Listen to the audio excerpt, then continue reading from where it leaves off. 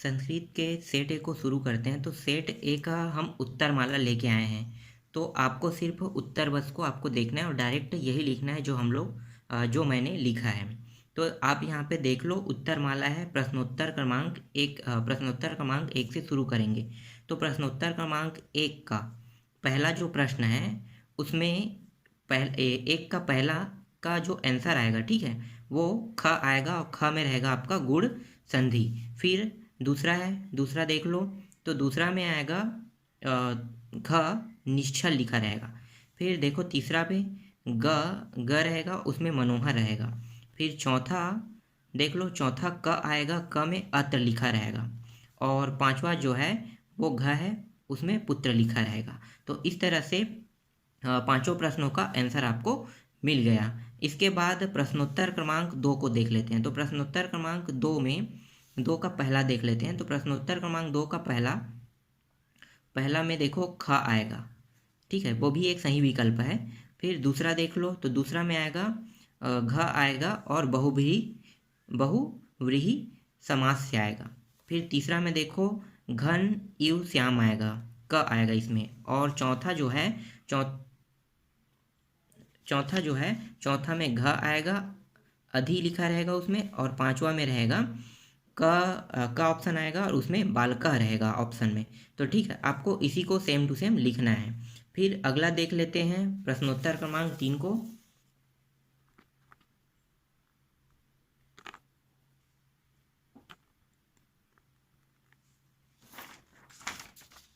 प्रश्नोत्तर क्रमांक तीन देखते हैं। तो प्रश्नोत्तर क्रमांक तीन देख लो। तो प्रश्नोत्तर क्रमांक तीन भी सही विकल्प है। तो सही विकल्पों में से चार सही विकल्प में से एक चुनना है। तो तीसरा का पहला देख लो, तो क आएगा, क में पंकज रहेगा। फिर दूसरा में देखो, दूसरा में विकल्प में रहेगा, आपको क लेना है, उसमें रवि रहेगा। तीसरा में विकल्प में देखो अंधकार रहेगा, तो इसका ऑप्शन भी क रहेगा। फिर चौथा में आपको विकल्प में लेना है, ख लेना है, उसमें पतनम लिखा रहेगा। और जो पांचवा है उसमें क लिखा रहेगा और इसमें लिखा रहेगा सुरेंद्र लिखा रहेगा। इसके बाद आगे देखते हैं प्रश्न क्रमांक पाँच को। तो प्रश्न क्रमांक पाँच यहाँ से प्रश्न क्रमांक चार देखना है ना। तो ये रहा प्रश्न क्रमांक चार।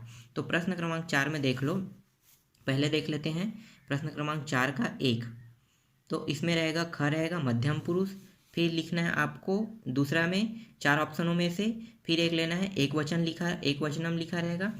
तीसरा में लिखा रहेगा लड़ लकार। फिर चौथा में लिखा रहेगा उत्तम पुरुष। और फिर पांचवा का ऑप्शन लेना है आपको एक वचन। तो सेम इसी तरह से फॉर्मेट में आपको पूरा आंसर शीट तैयार करना है। फिर अगला देख लेते हैं प्रश्न क्रमांक पाँच से। तो प्रश्न क्रमांक जो पाँच है उसमें देख लो, तो ये प्रश्नोत्तर क्रमांक पाँच का है। तो प्रश्नोत्तर क्रमांक पाँच में आपको क लेना है। क में क ऑप्शन में ये भी एक ऑप्शन रहेगा ना, पाँच तक, एक से पाँच तक का ऑप्शन है। तो क में आपको टॉप लिखा रहेगा, उसको ऑप्शन को लेना है। फिर ख में स्मरणीय रहेगा, दूसरा में क रहेगा, स्मरणीय रहेगा। फिर तीसरा में भी क आएगा, कत लिखा रहेगा। चौथा में देखो, चौथा ऑप्शन में ख लिखा रहेगा और इसमें अजा लिखा रहेगा। फिर पांचवा ऑप्शन देख लेते हैं। तो पांचवा ऑप्शन में ख ऑप्शन को लेना है और इसमें लयप लिखा रहेगा। फिर आगे बढ़ते हैं प्रश्न क्रमांक पाँच की ओर। तो प्रश्नोत्तर क्रमांक पाँच देख लेते हैं। ये रहा प्रश्नोत्तर क्रमांक पाँच।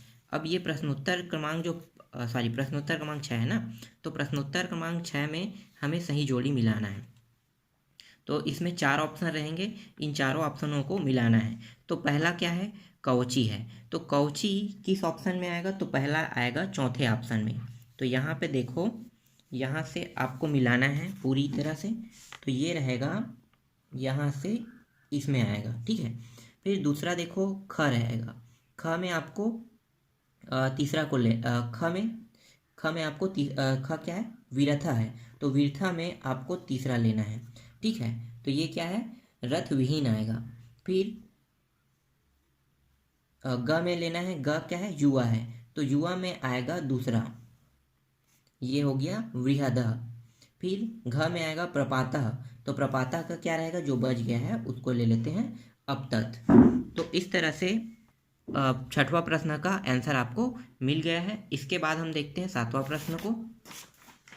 तो सातवां जो प्रश्न है उसका आंसर देख लेते हैं। तो ये रहा सातवां प्रश्न, और सातवां प्रश्न का पहला देख लो। तो मोदकानी पूजानी मितानी रचितानी आसन लिखा हुआ है। तो इसमें जो मोदकानी लिखा हुआ है, देखो मोदकानी कहाँ पे, यहाँ पे।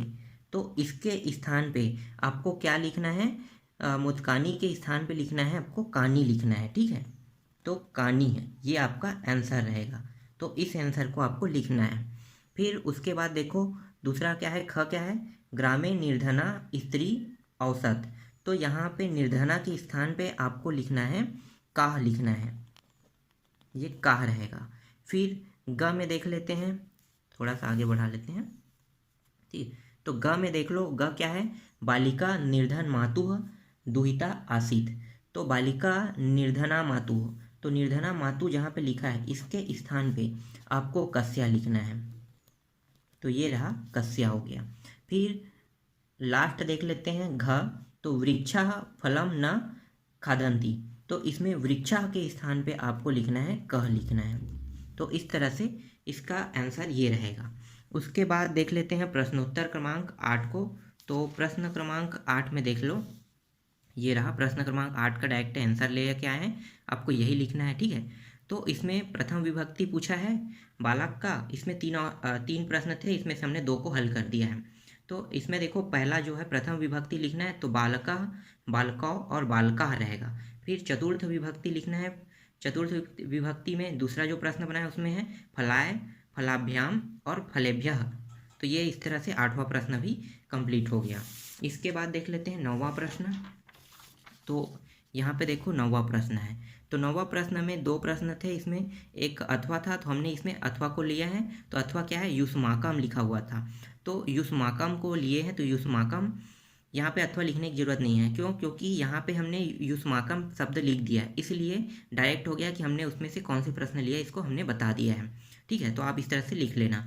तो युष्माकम कौन सी विभक्ति है, षष्ठी विभक्ति है, और उसमें वचन पूछा है। तो युष्माकम इसका मतलब है यहाँ पे यही शब्द दोबारा है, तो युष्माकम बहुवचन है, ये हम बता रहे हैं, ठीक है। तो ये इस तरह से आपको लिखना है। फिर 10वां प्रश्न देख लेते हैं। तो 10वां प्रश्न का आंसर ये रहा। 10वां प्रश्न में आपको 2 श्लोक लिखना था, तो 10वां प्रश्न में आपको यही श्लोक लिखना है, ठीक है। तो ये श्लोक आपको 10वां प्रश्न में लिखना है। फिर देख लो 11वां प्रश्न देख लेते हैं। तो ये रहा 11वां प्रश्नोत्तर क्रमांक 11वां। तो 11वां में देख लो पहला प्रश्न। 11वां का पहला प्रश्न हमें देखना है। तो पहला प्रश्न में आएगा, पहला प्रश्न पहले पढ़ लेते हैं। तो पहला प्रश्न है कह तंद्रालुः भवति। तो यहाँ पे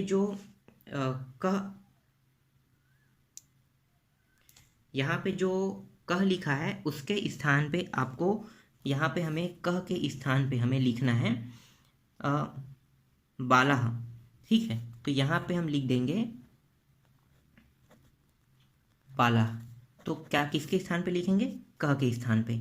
उसके बाद देखो तुला कौह कैह भक्षिता आसीत। तो यहाँ भी कह लिखा हुआ है, तो कह के स्थान पे मुस्कैह लिखाएगा। तो इसके स्थान पे हमें लिखना है मुस्कैह, ठीक है। तो ये इसका यहाँ पे होगा, कह के आंसर ये रहेगा। फिर आयत लोचना का आस्ती। तो यहाँ भी देखो का लगा है, जहाँ पे क शब्द है उसी के स्थान पे हमें कुछ लिखना है। तो यहाँ पे आएगा सीता, ठीक है। फिर अंतिम देख लो प्रसादः कीदृशः वर्तते। तो यहाँ पे आपको लिखना है स्वर्णमयम,